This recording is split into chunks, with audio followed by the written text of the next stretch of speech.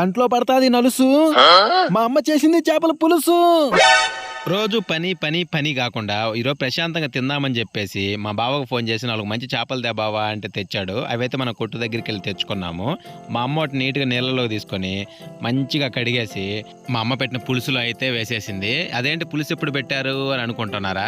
మా అమ్మ నేను వచ్చేసరికి నా విషయం తెలిసి మన కనిగిరిపోతే లేట్ అయిద్దని మా అమ్మ ఈలోపు కరెక్ట్గా ఆడ ఫోన్ చేసినప్పుడు పెట్టేసింది. కొద్దిసేపటికి ధనియాల పౌడర్ మసాలా అయితే దాంట్లో దట్టిచ్చేసింది. అది వేసిన తర్వాత ఇది కలబెట్టకూడదు అంట, తిప్పాలంట, తిప్పు తిప్పు అని తిప్పింది.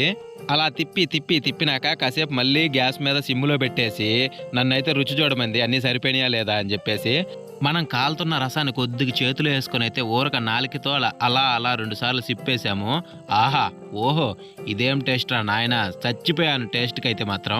ఏం మాట్లాడుతున్నావురా? అదేలండి, ఇటువంటి టేస్ట్ ఎప్పుడు రుచి చూడలేదన్నట్టు చెప్తున్నా కానీ. మనం మామూలుగా ఉడకపోతేనే ఎప్పుడెప్పుడు ఉడుకుద్దా అనుకుని ఉంటాం. ఇంకా ఉడికితే ఇంతసేపు లేట్ ఎందుకు, ఇంకా కానిద్దాం. అన్నంలో తిన్న తర్వాత మా అమ్మతో, అమ్మా పెట్టిస్తా హోటల్ నీ చేత, అప్పుడు మారుద్ది మన తల రాత అన్న. దానికి మా అమ్మ, నువ్వు కూడా ఇప్పుడు సైలెంట్గా తినకపోతే నీ వీపు కూడా మోగుద్ది విమానం మోత అంది.